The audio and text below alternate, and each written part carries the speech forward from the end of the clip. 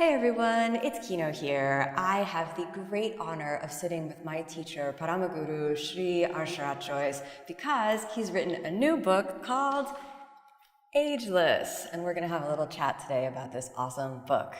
Sharathji, thank you so much. It is such an honor. It's an honor to be here, an honor to be your student, and an honor to share this amazing book. Thank you. Yeah. So maybe we can get started with the title of the book. So the book is called Ageless. Where did you come up with the title for the book? It just came up.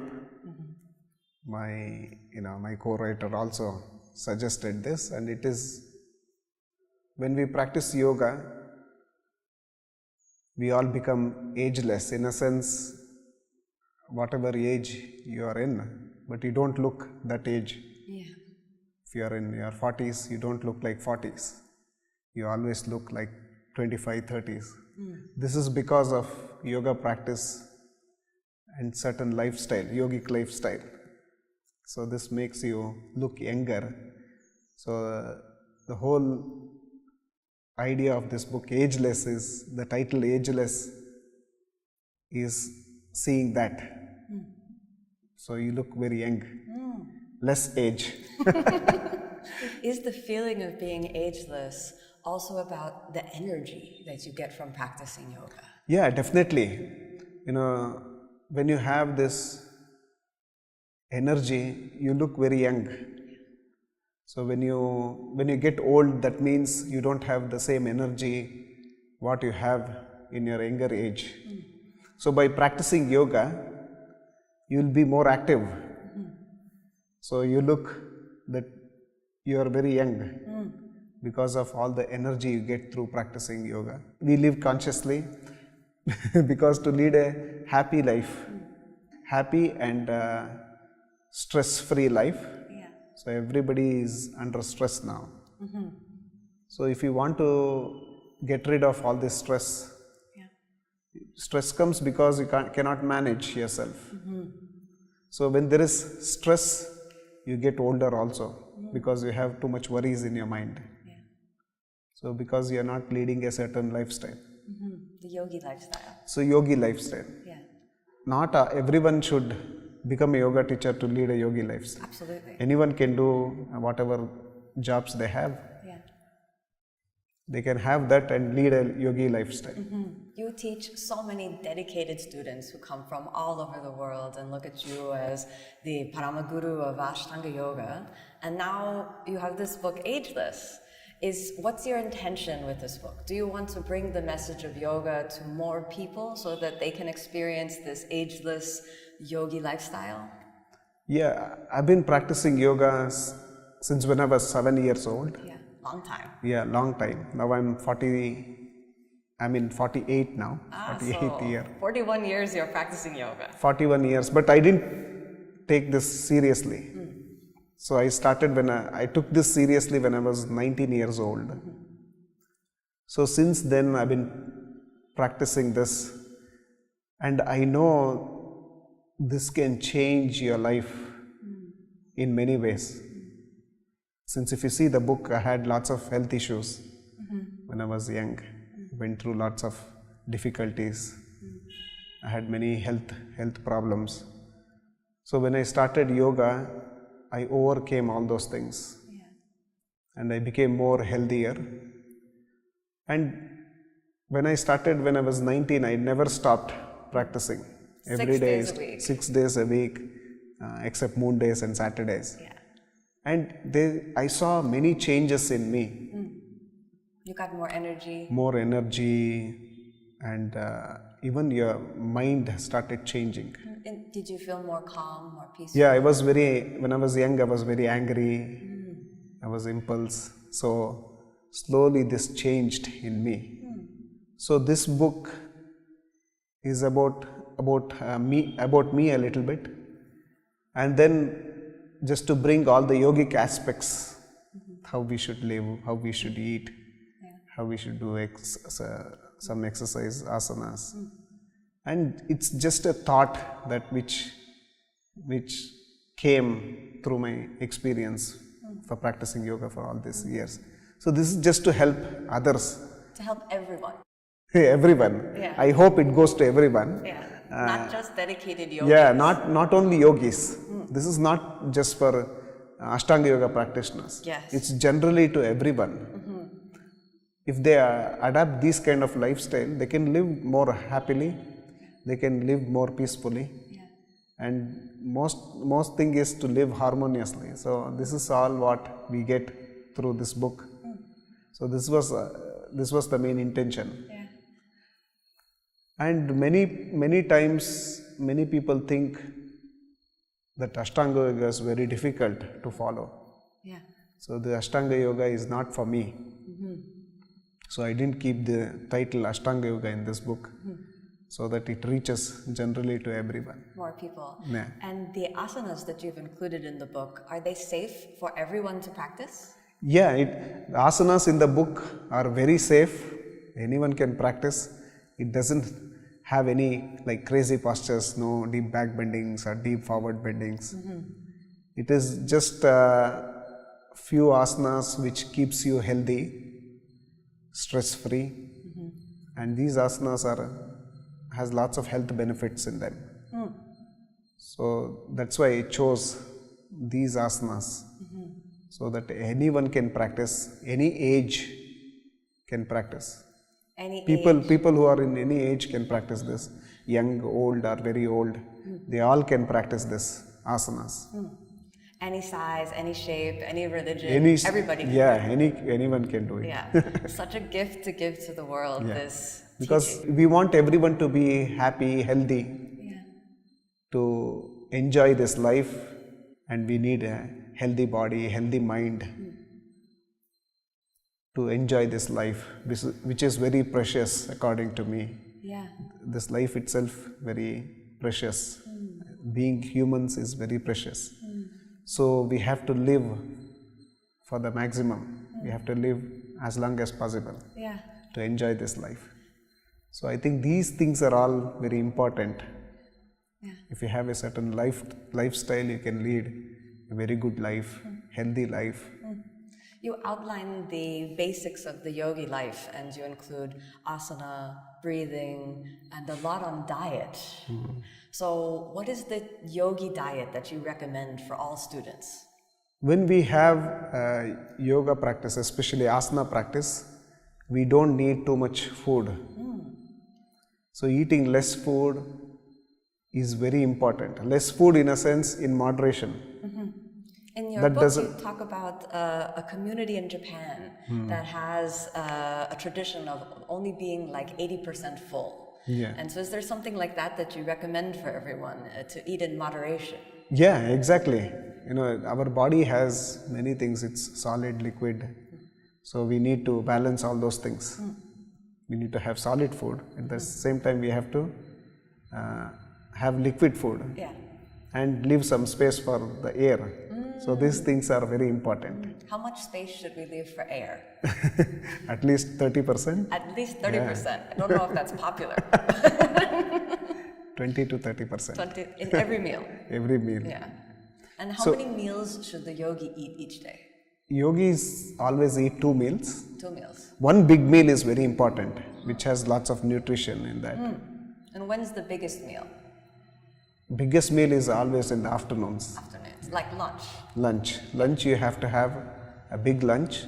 At night times you have to have a very small portion. Always practice should be in empty stomach. How come? What's the importance of that? Because when you are practicing, when you are doing all these asanas, twisting, turning, you might throw up. Yeah, I agree. That's the reason. It's not fun for anyone. You might throw up, or you might feel uneasiness inside because of the food is there inside. So in other exercises, you are not bending so much. So in asanas, we are bending a lot. We are twisting, turning. So many times our abdomen is twisting, turning. So this causes nauseous. You become nauseous. You become uneasy. You feel uneasiness. Try to throw up. So this is the reason why we don't eat before a practice. So traditionally, what is the best time to practice asana? Asana is asanas always should be practiced in the early morning. It's called Brahmani Muhurta. It starts around 3:30 in the morning, stays up to 6:30. So this is the right time to start your practice. And what does that mean for people who might not be familiar with that phrase? Brahmani Muhurta is a certain time in the day, in the early mornings especially, where the whole energy levels are high. Yeah. Even you get good oxygen, and people are still sleeping, many of them. So 70-80% of them are sleeping. Yeah. So the air is very fresh, and it is very silent also. When everyone gets up, it will be too much of noise, which might disturb your own practice. Early mornings are the best time to start because no one is there. You are alone, and there is lots of silence around you. So you can focus in your practice more if you practice in the early mornings. So many people will say, oh, I cannot get up so early in the morning, I have family, I have job. You recommend creating a routine, and that routine is very important. Yeah. So why is routine so important to the yogi life? Body needs to understand. Body always likes to follow a certain timetable. Yeah. Like timetable, having food at certain time, go to sleep at certain time, and work at certain time. So if you follow this same routine biologically, your body, it's always gets used to that. Yeah. It is easy for that to follow. So if you eat in odd times every day, then your body gets confused. So this can cause lots of health issues. So that's why we yogis, we eat food. If you are eating food, if you're having a lunch at 11 o'clock, you have lunch at 11 o'clock. Every day. Every day. Yeah. If you're having your dinner at certain time, you follow that. Every day.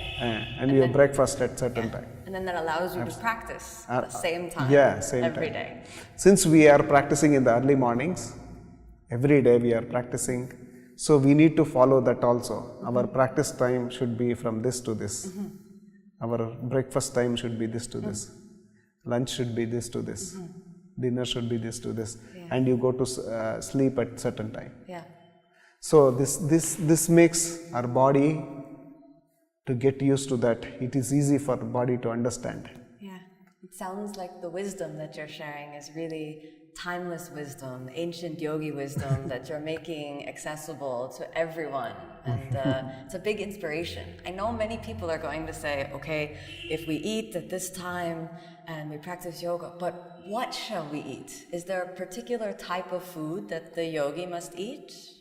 It depends on which region you're in, like which part of the world you're in. So do you recommend for the yogi to find local food? Local food is better, and what has come in your ancestor, from your ancestors, you should follow that food. That is very good because your genes also has come from there and they understand. But we always recommend to eat vegetarian food. Nowadays, even the doctors are saying you need to eat more vegetarian food to live longer. Yeah. So there many research has been happening. People who eat non-vegetarian, they live less. But the way people who eat vegetarian food, they live longer. Yeah. These kind of research are happening now, and they are discovering this. So in yoga, it's been there for ages, from many thousands of years. Yogis have been following sattvic food, which is easy to digest. So what is this sattvic food for people who don't know what that means? Just vegetables, rice, vegetables. And the word sattva in Sanskrit means harmonious. Harmonious, yeah, peaceful. Yeah. Sattva guna, once we eat, sattva guna means very peaceful, a person who has a peaceful mind, peaceful in nature. Yeah. So when the nature is calm, peaceful, it all depends on what kind of food we eat. If we eat too much of non-vegetarian, or if we eat too much of spicy food, this makes you more aggressive. Too much junk food. Yeah. So you have to be very conscious what you're eating. So these are all affects your mind and body. You make some recommendations also for how we should eat. So some people, they take their food and then they're on their phone and sending text messages or doing some work on the computer. What do you recommend to best assimilate the nutrients? How does the yogi eat? I mean, we now, we have so many gadgets now in the modern days, everyone is busy in their gadgets. Yeah. And they are not conscious in what they're eating, how they're eating. If they're eating food which is nourishes to this body. So they just, whatever you give, they eat. So in the olden days, everyone used to cook their own food, or the family, someone used to cook for them, mother or wife, cook the food, and they all used to eat together without any other disturbances, without any gadgets or anything. Then there were no gadgets. They lived longer then. Yeah. So it was, eating together is also very important in family. We get lost when we are eating and we are looking at our phone, we get lost. Yeah. So we can't enjoy our food. It's very important to enjoy your food when you're eating. You should relish your food as well. So this is one thing which is very important. I really like that idea, to really enjoy and savor every ounce that we eat. I've heard you also say that we should relish and really enjoy our practice as well. And one element that helps people enjoy their practice is the breath. And you have written a lot about the importance of deep breathing. So what are some recommendations for everybody reading the book that you can share about the breath? How important is the breath? Are there breathing techniques that everybody can do? In the book, we have told few breathing techniques. The longer you breathe, the longer the breath is, the inhalation and exhalation, the longer you live. In yogic practice, we say each person breathes 21,600 times a day, consciously or unconsciously. It's just happening. So if you lengthen your breath, the number comes down. You can expand your life. That's what pranayama means. Pranayama means to drag your prana. So by dragging that, you can live little extra years. By slowing down the breath. Yeah, slowing down the breath. And air is very important. The inhalation, the prana is very important to digest the food, allow the blood to circulate inside your body.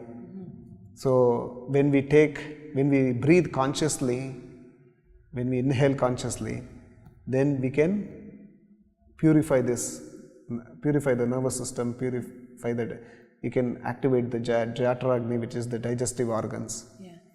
We can do all this by taking inhalation, exhalation consciously. Yeah. And this is something everybody can do. Everyone can work with the breath. They don't need to put their legs behind their head or do a crazy back bend. If they're feeling they want to take some health benefit from the practice, some simple poses, deep breathing, like all of the things you've outlined, this can really help them. Now for me, yoga is my life. Yeah. So whatever I am, this is because of yoga. And for me, that's the life. I want to discover, more asanas, go deeper in yogic practice. Not everyone needs this. If generally everyone has their own jobs, they have their own commitments.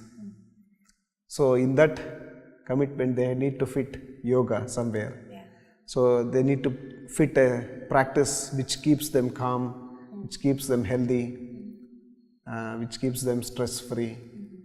So you need to accommodate that in your lifestyle. You don't have to be a full-fledged yoga teacher or yoga master, yoga practitioner. Yeah. So while doing this book, this was the idea. We give few postures and few diet and few breathing techniques and little changes in their lifestyle, which makes them really happy. Which makes them to maintain health and stress-free and to enjoy this life more. I absolutely love it. And I love the ending of the book where you encourage all of the practitioners that have experienced these benefits not to keep it within themselves, but to carry the notion of seva, to start to give back. And you mentioned that in the book that one of the ways that you do seva is through the act of sharing this teaching of yoga from guru to shisha. And I want to thank you for that. Because of your seva, thousands and thousands of people all over the world are taking benefit of this practice. So now people call you the Parama Guru of Ashtanga Yoga. Where did this title come from? Parama Guru means it comes who follows a parampara. Parampara, for people who don't know, means the succession. Parampara it's not succession, it's like following a certain lineage. And through that doing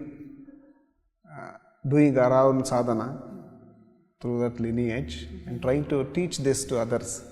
This is a seva, giving to everyone to lead a good life, a healthy life.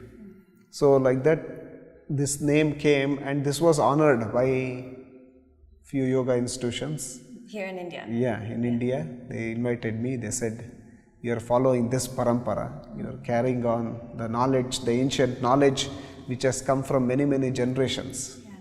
So you are following that and you are preaching that to your students.